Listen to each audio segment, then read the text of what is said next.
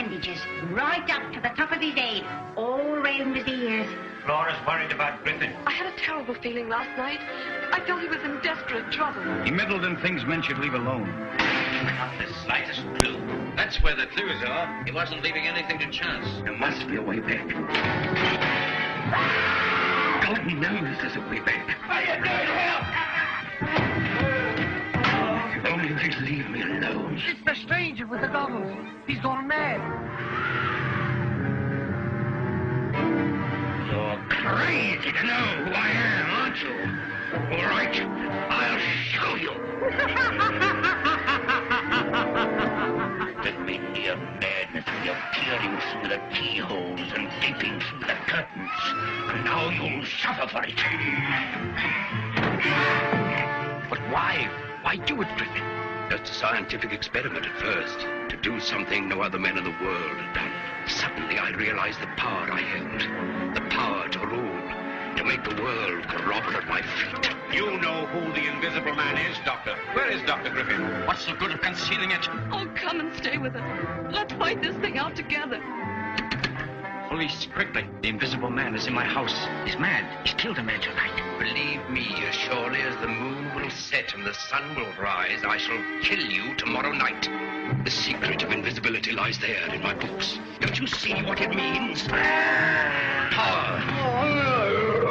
Power to walk into the gold vaults of the nations, into the secrets of kings, into the Holy of Holies. Power to make multitudes run, squealing in terror at the touch of my little invisible finger. Even the moon's frightened of me. The whole world's frightened to death. I'll lay traps that even an invisible man can't pass. Radio stations now. Watch the wall. Help! Help!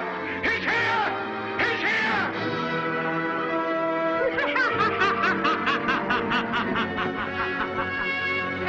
Here we go, gathering nuts and may on a cold and frosty morning. Whoops!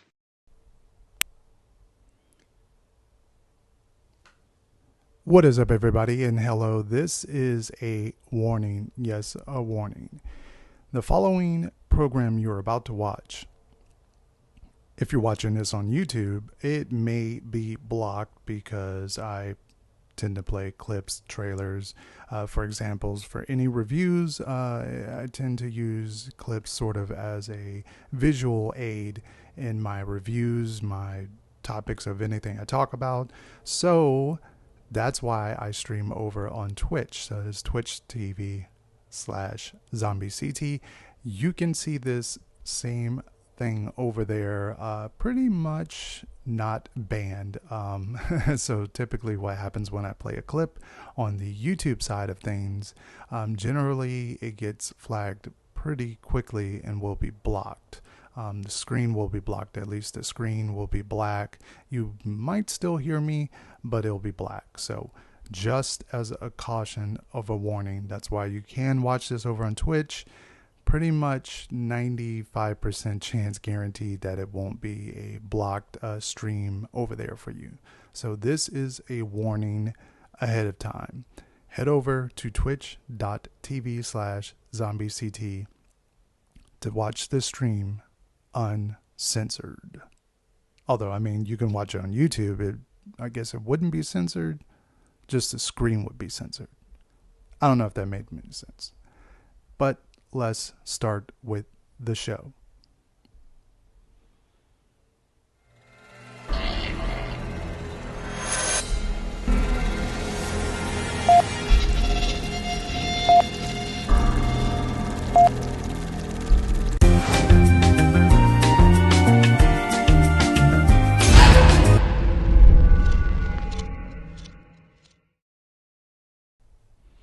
And there we go. Hello, hello, hello, everyone out there.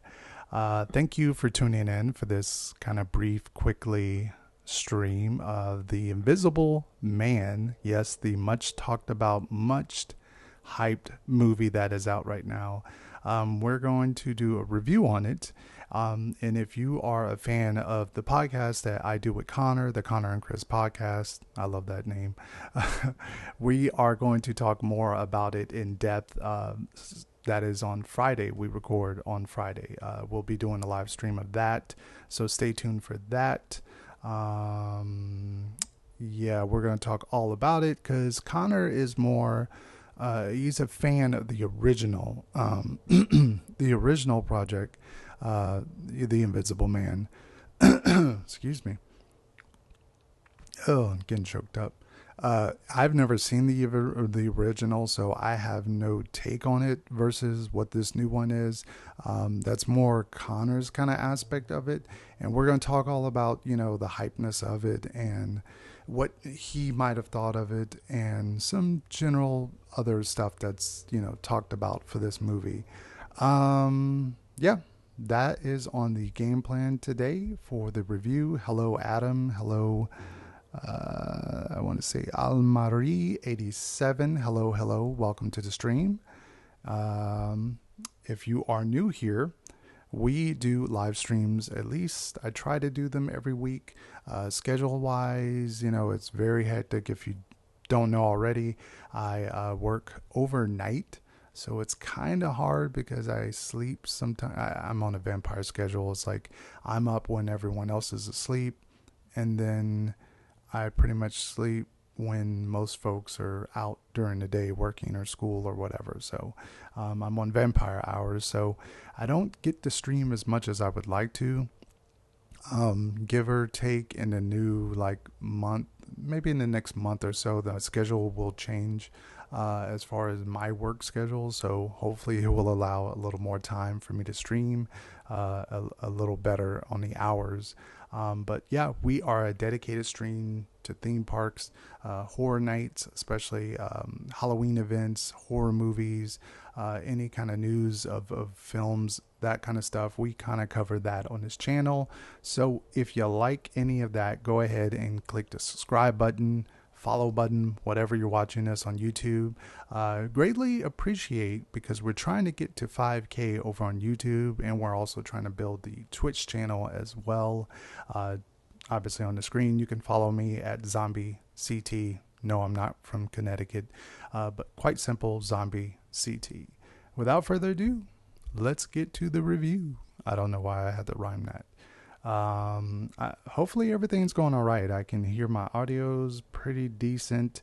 I'm flip-flopping on the mics. If anybody is out there who generally does this, could you kind of give me some pointers as far as the mics? What do you use? What's a good mic? I have a little bit of money to spend, but I'm not going to spend like $300-400 on a mic.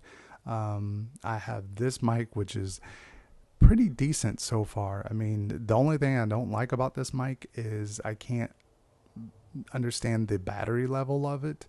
It just takes a AA battery, but I don't know how long, and you know, that's the only gripe. And it's pretty long, but it's a good mic. It's got a long cord. It's good for interviews. It's good for all types of use. So especially it was like $20-ish on Amazon. Pretty good mic. So I'm using this. I had a lab mic I ordered, and on the last stream I noticed it just didn't really sound that good. Let's hope YouTube doesn't decide to eat the video. Well, yeah, Charlie. I predict they probably will, because they don't like video clips being used.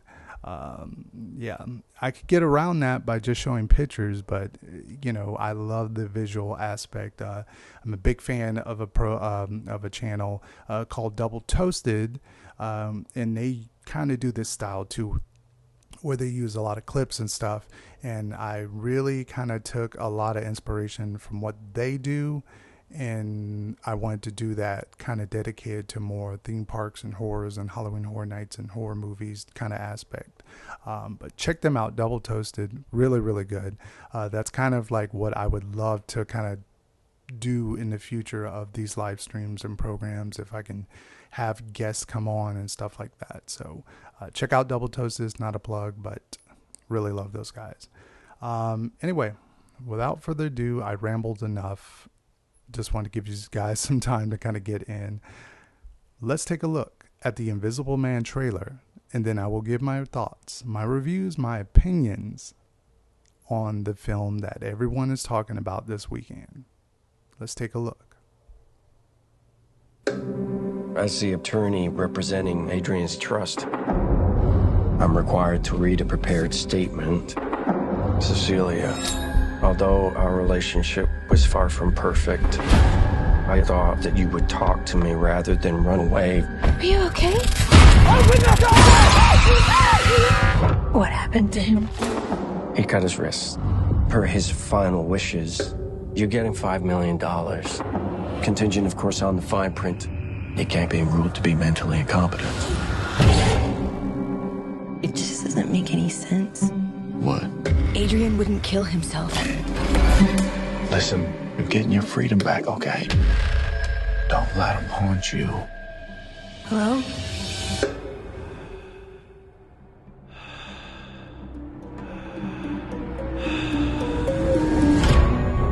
I'm scared. You don't have to be scared of him anymore. He was a sociopath, completely in control of everything. He said that wherever I went, he would find me, walk right up to me, and I wouldn't be able to see him. Are you okay? Someone's sitting in that chair. I found something that can prove what I'm experiencing. You need help. Adrian is dead. I went to his house today. He's not dead. I have a pile of ashes in the box that would disagree with you. He has figured out a way to be invisible. Only thing more brilliant than inventing something that makes you invisible is coming up with the perfect way to torture you, even in death. Adrian's true genius was how he got in people's heads. Don't come any closer. Hey! I'm not crazy. Please listen to me. You're saying the person trying to kill you is in the room right now, but we can't see him? Is he listening? Where are you? Where are you? Show yourself! Come on! Do it! There you are.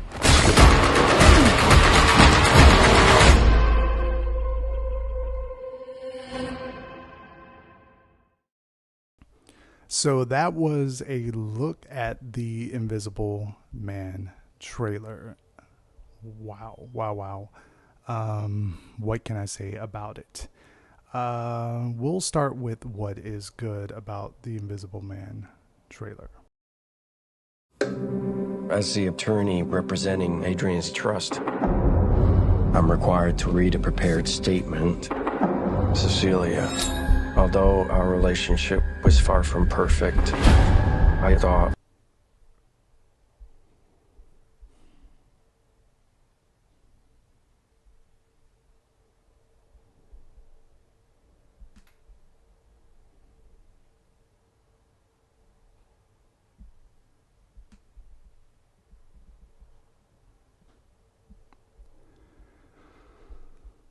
Okay, so when the movie starts off,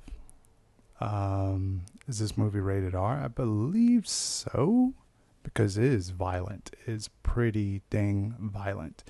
What they do in this movie when they start off, it is pretty crazy where it goes. I've never seen a horror movie do this, where the first opening couple minutes, there's literally no words. It's all done by the visual aspect to tell this story of Elizabeth Moss' character wanting to leave, or at least trying to leave in the middle of the night. They don't preference anything. You're just kind of left up to try to figure this out. And it really does a great job of setting up sort of the tension, the terror, the suspense of what is she doing? Okay, what's going on? And then her trying to sort of escape. I love this opening of this movie. It was so dang good. I think the first like 40 minutes of this movie, really, really fantastic. I was on the edge of my seat. I was pulled into the paranoia, what's going on in this world, Elizabeth Moss' character, her acting. And the trailer is so misleading. The trailer makes it seem like it's going to be a typical Blumhouse, you know, very flash cuts, very amped up scares and scenes. And it's not quite like that until maybe about past the 50-minute mark is when it sort of gets to that point where things kind of escalate. And I really enjoyed that aspect. The first 40 minutes was fantastic, I think. In my opinion, that is where the movie kind of takes the turn for me. When they start introducing the boyfriend character or the ex-boyfriend or the Invisible Man, when they introduce him sort of stepping things up to a new level, I thought it was a little cartoonish in the way, because when you looked at the first 40 minutes, it was very subtle. It was very creepy. It was very almost like a different kind of movie. When they added on the craziness that comes a little later, it just kind of flipped the movie to a different aspect for me. Not that it was bad, because I think this is probably the best horror movie we've gotten this year. And obviously that's very, very, very early. We still have more movies to come this year. It's the best horror movie we've gotten so far, but it's not quite as good as I think as everybody has overhyped it. I think because two central factors there, and one being that it is the Invisible Man, and people probably not expected too much from this property, and the fact that it's a really decent, good horror movie makes it almost seem like it's a really, really great horror movie, if that makes any sense. It's almost like if you didn't eat all day and then you had a decent burger, that burger is going to feel like it's probably the best burger you ever had. But in reality, if you probably have, had a few meals in between that burger, you would say like, burger's okay. It's a decent burger. It's not the best. It's not the worst.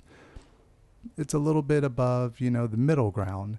And that's kind of where this movie entitles, at least for me, as far as the aspect of the movie. It's not bad in the slightest. It does have a few weird characteristics and problems a little later on in the movie, which I didn't even think about this until before I sat down to do the review. The movie is called The Invisible Man. Yet we spend no time throughout this whole movie to get acquainted with the Invisible Man. You don't even spend any kind of time with him except a little later on in the movie, which I'm not going to spoil any aspect of the movie. You don't even spend any time with that character, unlike, I guess, the original where it's all about the Invisible Man. Really, you spend most of your time with Elizabeth Moss character. Sort of how she is going through this and the terror and her acting. And a good point of that is that she can act. She does very good in her acting. She sells the movie. She sells her role really, really good, especially the tormented side of her and the aspect of her going almost crazy and trying to make people believe what's happening. What I'm showing you is a scene, for me, that introduces sort of a bigger problem in the movie for me. And I'll skip ahead a little bit. Okay, so you do see the boyfriend at the start. You see that he has some rage, obviously, but they don't make a note that this guy is some super soldier, that you have no information on him to know that he's some sort of trained killer or something. But apparently this thing that he has that makes him invisible gives him apparently like Marvel-like superpowers, which is something that just, I guess it makes for a great telling of it making visual in craziness. But you can see in this scene how he is like literally manhandling this character. Look at that. Like, how does a human toss someone like that, who, if you're not like built like the Hulk or something? It makes kind of no sense when you sit back and think about it. The guy is just a skinny, regular built guy, yet he can toss her like a piece of paperweight. Unless they explained it in the movie itself, about that the suit gave him powers, and I miss that aspect. It's kind of silly, and it just kind of takes you out of the movie. Although it makes it very thrilling when you're watching it, it's just one of those things where you stop and you go like, how is he this strong and this fast, and doesn't make very much sense. And this scene right here is very, very funny. It's not funny in the context of the movie, but it's funny what happens. Yeah, I do like cake.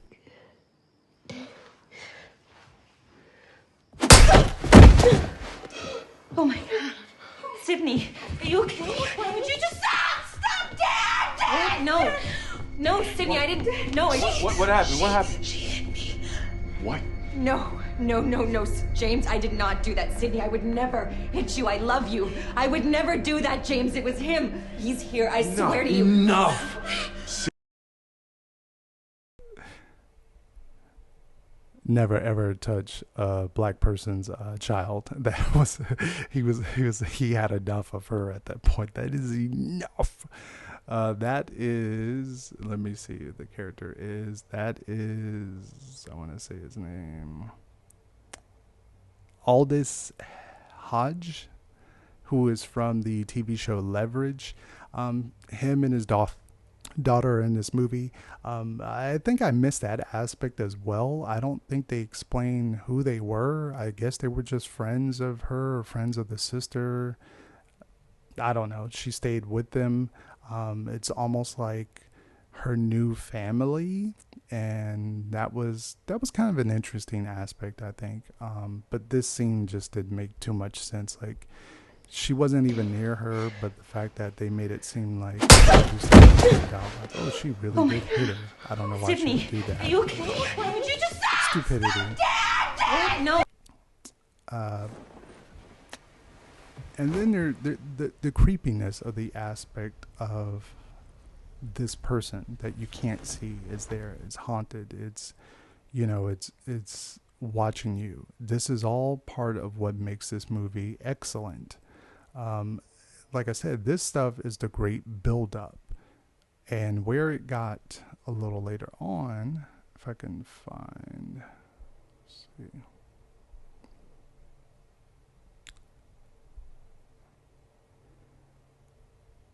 It said where it got later on. I don't think I have the clip.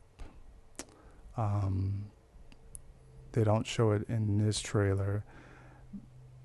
Towards the end, let's see.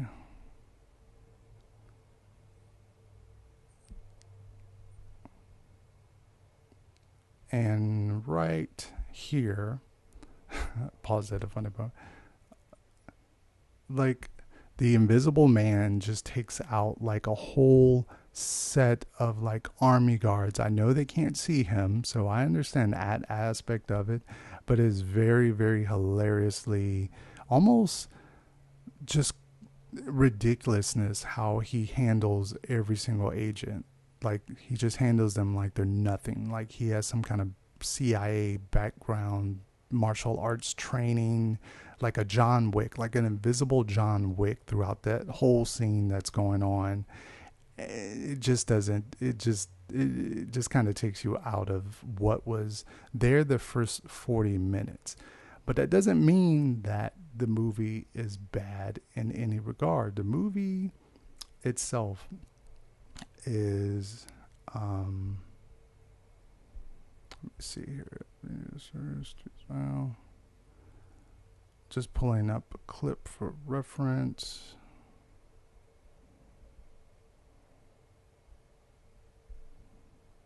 Go. He has figured out a way to be invisible.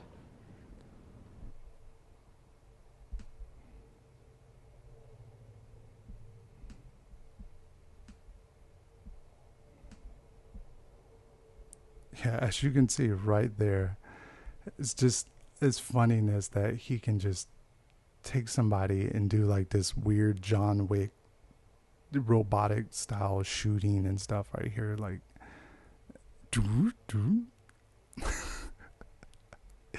and that whole scene goes on. Like, he just pretty much demolishes everybody.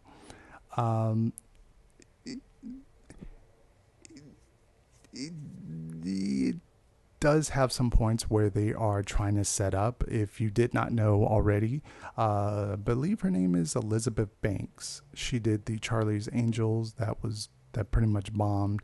She's behind that. She is signed on to do The Invisible Woman, which I'm assuming is a sequel to this in some sort. I don't know if it's going to follow her character, because there's some stuff later on, I don't want to spoil, that comes in the last act that might explain for a sequel or down the line.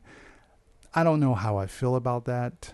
But like I said, Elizabeth Moss does a good movie. I mean, she did good in the movie because the movie pretty much leans on her the entirety of the film.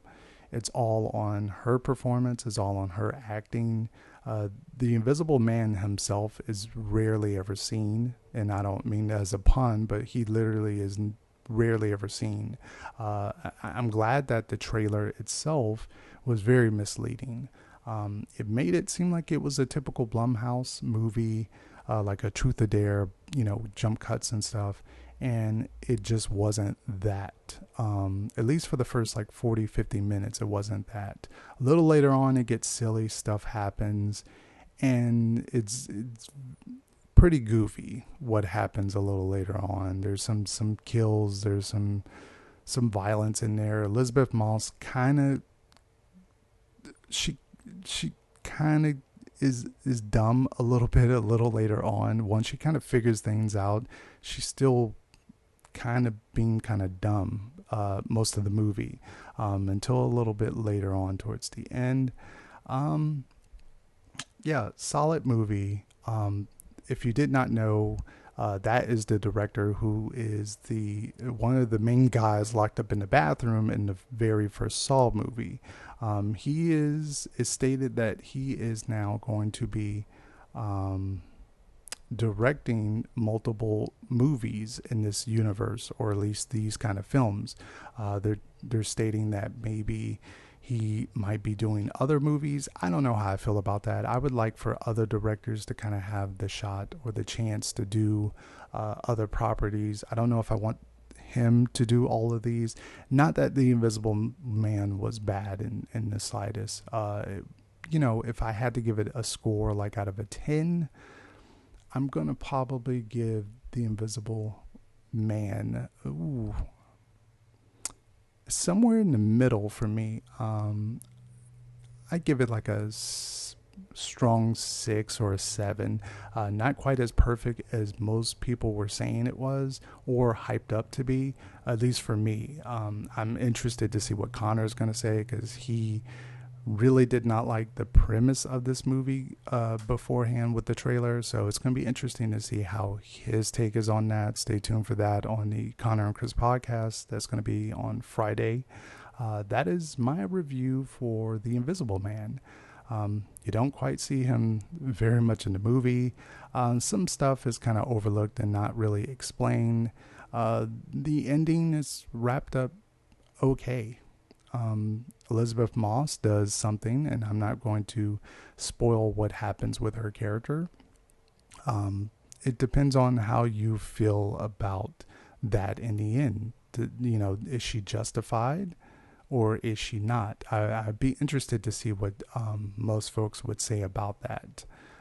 Is she justified in her actions or is she not?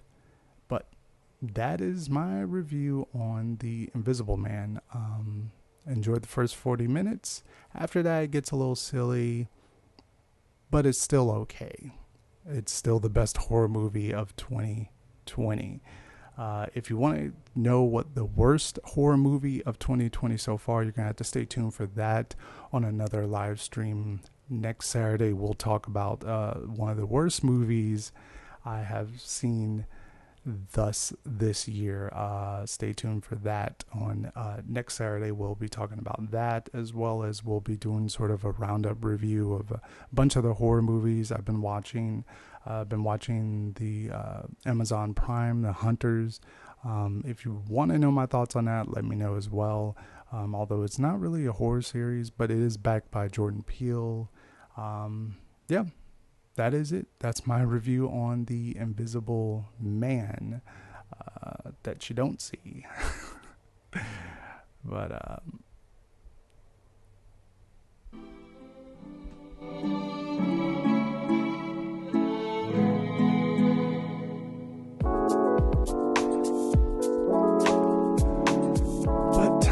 that is the live stream. That is my thoughts. That is my opinion on The Invisible Man. You can reach me at Instagram and Twitter. It's ZombieCT, quite simple. You can also catch me on Twitch at the same handle as well, twitch.tv/ZombieCT. This has been a quick little live stream, my review on The Invisible Man, and that is it for now. And stay tuned for next Friday, the Connor and Chris podcast, and then next Saturday, hopefully, we'll do sort of an open review round table type thing. A bunch of horror movies I've seen. I'm sure you guys want to know my quick opinions on those. I like the new Nicolas Cage movie, BWF. I'm sure some folks have been asking about that, as well as the worst movie I saw of 2020 thus far. So stay tuned for that, and thank you guys for the support. Thank you guys. Make sure to click the follow, subscribe, wherever you're watching this, however they do it. Make sure to leave the video a thumbs up if you're watching over on YouTube. Thank you guys for tuning in. Peace out. Zombie Chris, out of here. Off to go watch some more horror movies. Peace out.